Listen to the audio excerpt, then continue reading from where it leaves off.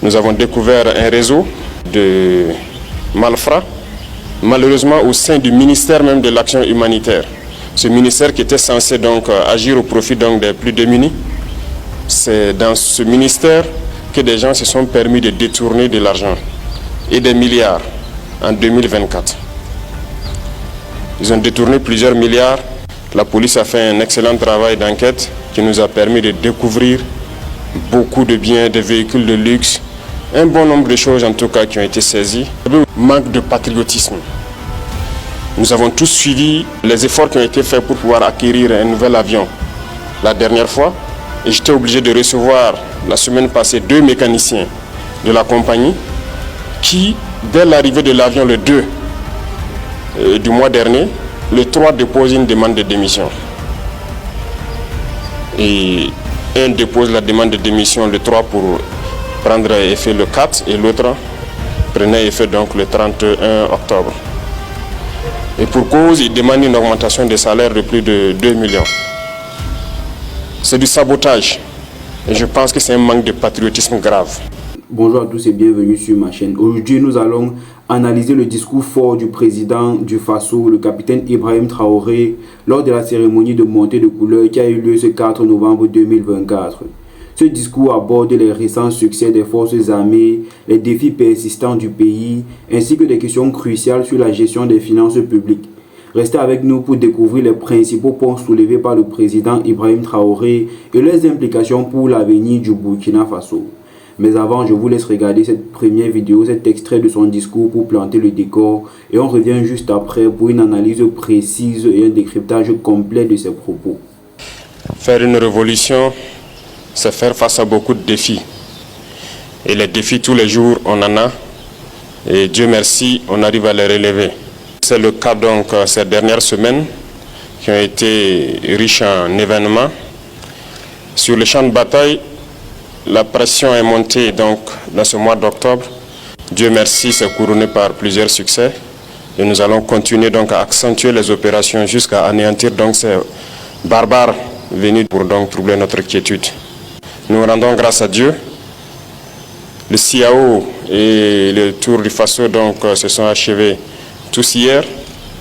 Dieu merci, pas d'incident majeur. Quelques chutes donc au niveau du Tour du Faso.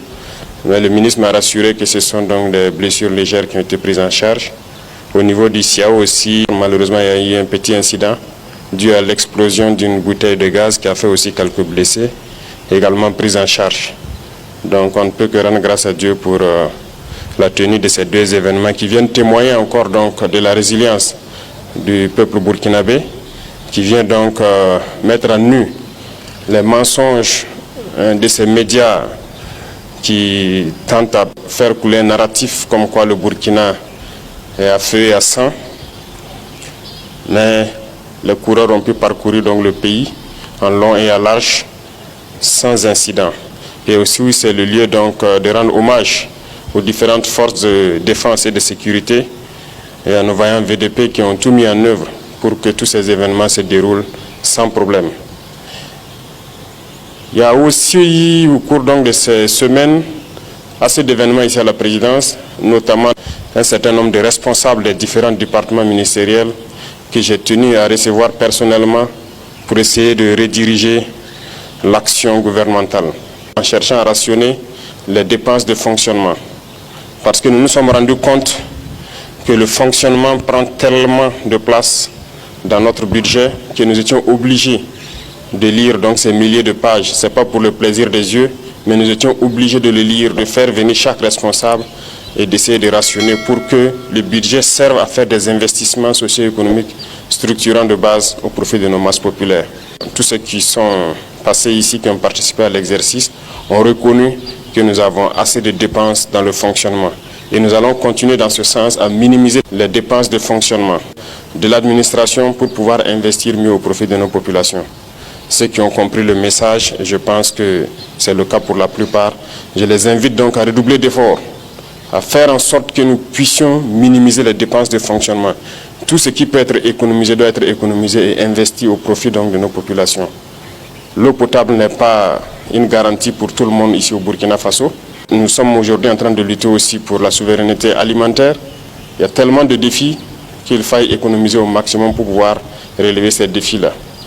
Malheureusement, dans ce contexte, nous nous rendons compte qu'il y a encore des brebis galeuses qui essaient de jouer avec le temps peut-être, mais nous avons passé 2 années à sensibiliser. Et je pense qu'à un moment donné, le peuple même trouvait que nous sensibilisons trop, il fallait passer à l'action. Et à partir d'un moment donné, nous avons décidé de passer à l'acte. Je tiens à vous informer ici que malheureusement, au cours de ces derniers temps, suite donc à une dénonciation sur plainte, nous avons découvert un réseau de malfrats, malheureusement au sein du ministère même de l'action humanitaire. Ce ministère qui était censé donc agir au profit donc des plus démunis, c'est dans ce ministère que des gens se sont permis de détourner de l'argent et des milliards en 2024. Ils ont détourné plusieurs milliards. La police a fait un excellent travail d'enquête qui nous a permis de découvrir beaucoup de biens, des véhicules de luxe, un bon nombre de choses en tout cas qui ont été saisies.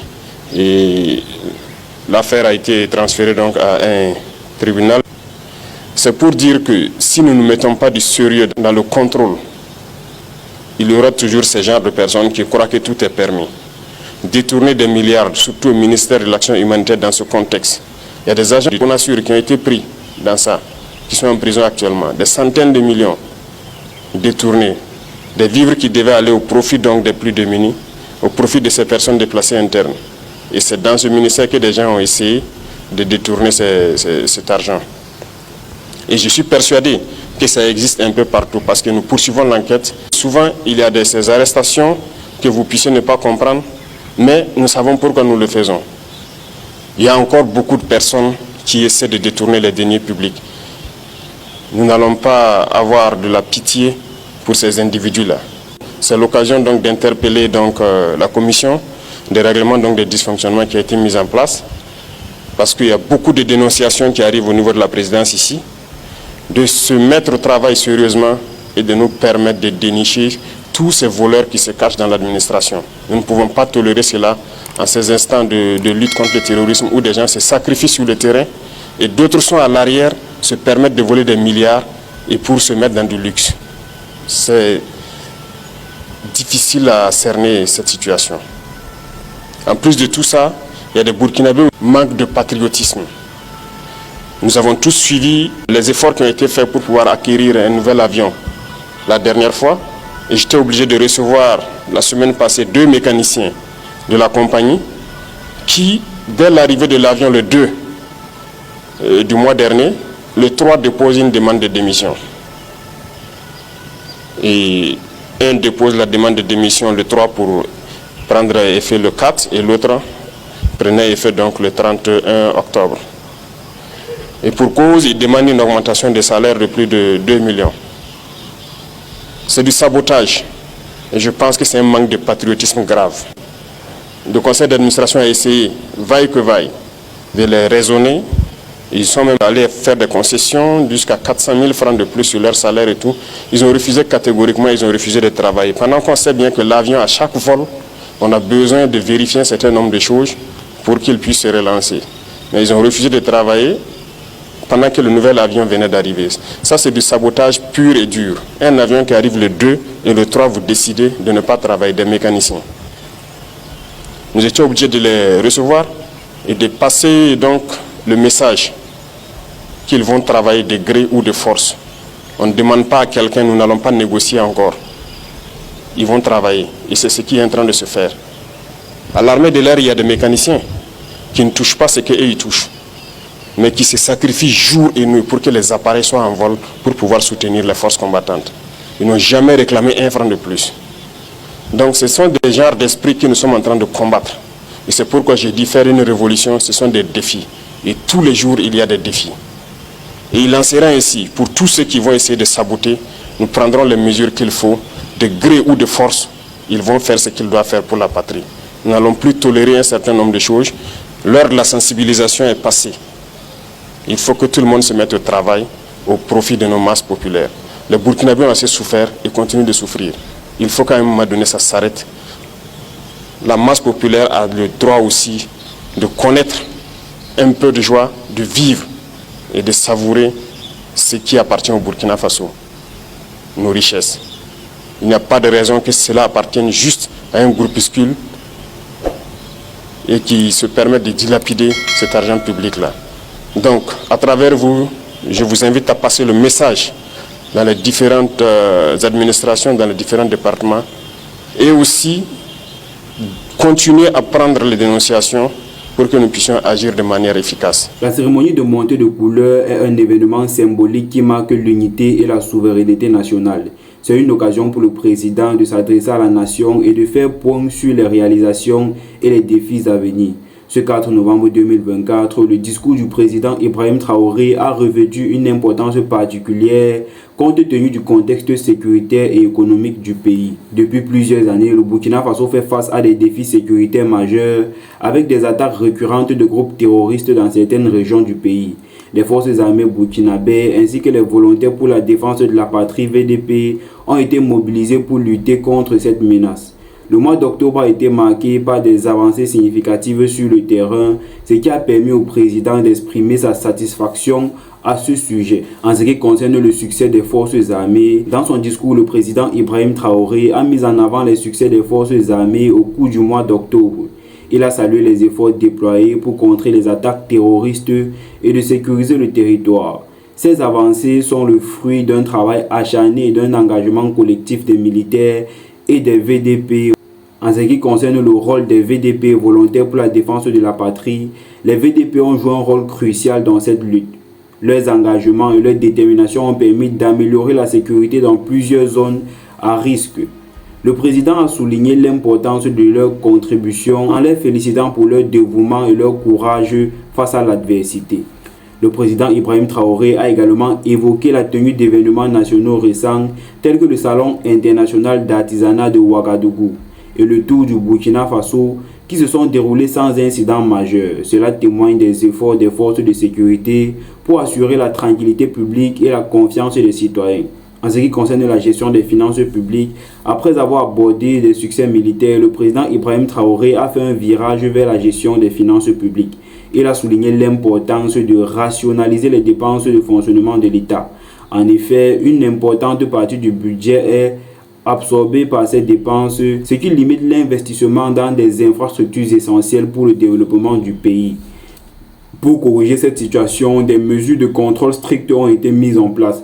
Le président Ibrahim Traoré a annoncé que chaque responsable doit désormais justifier les dépenses engagées afin d'éviter les dérives financières. Cette transparence dans la gestion des fonds publics est essentielle pour garantir une utilisation optimale des ressources. En ce qui concerne les dénonciations des détournements de fonds, le président Ibrahim Traoré a également détourné des cas de détournement de fonds, notamment au ministère de l'Action humaine.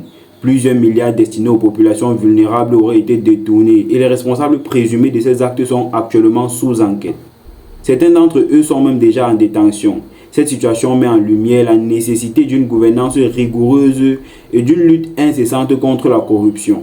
En ce qui concerne l'appel à l'unité et à l'action, le président a également abordé la situation des mécaniciens de la compagnie aérienne nationale qui ont démissionné suite à des demandes salariales jugées excessives.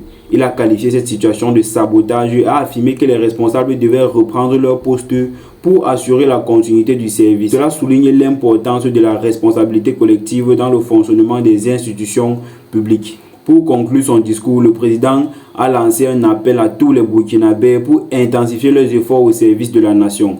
Il a rappelé que la période de sensibilisation est révolue et qu'il est temps d'agir avec rigueur. Cet appel à l'action vise à mobiliser les citoyens autour des défis auxquels le pays est confronté et encourager une participation active de la construction d'un Burkina Faso plus juste et prospère. Le président a également encouragé les citoyens à dénoncer toute forme de corruption dans un contexte où les défis économiques et sécuritaires sont nombreux. Il est essentiel que chaque Burkinabé prenne conscience de son rôle dans la lutte contre les pratiques corruptibles qui nuisent au développement du pays. En ce qui concerne les réactions et les implications du discours du président ce 4 novembre, le discours du président Ibrahim Traoré a suscité diverses réactions au sein de la population.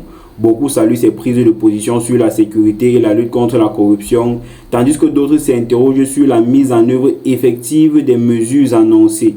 La confiance du peuple envers ses dirigeants dépendra de la capacité du gouvernement à agir concrètement sur ces engagements. Les sujets abordés par le président Ibrahim Traoré ont des implications profondes pour l'avenir du Burkina Faso. La nécessité d'une gestion rigoureuse des finances publiques et d'une lutte active contre la corruption est cruciale pour assurer la stabilité et le développement du pays. En mobilisant les citoyens autour de ces enjeux, le gouvernement espère créer une dynamique positive pour l'avenir. En guise de conclusion pour cette actualité, le discours du président Ibrahim Traoré lors de la cérémonie des montées de couleurs a été un moment fort pour le Burkina Faso. En saluant les succès militaires tout en abordant des questions cruciales sur les gestions des finances publiques et la lutte contre le terrorisme, le président a tracé une feuille de route pour l'avenir. Son appel à l'unité et à l'action est un message clé pour tous les Burkinabés, rappelant qu'ensemble, ils peuvent surmonter les défis et construire un avenir meilleur. Cependant, que pensez-vous de ces engagements du président Ibrahim Traoré? Comment le Burkina Faso peut-il relever ces défis? Restez connectés pour plus d'analyses et de discussions à ce sujet.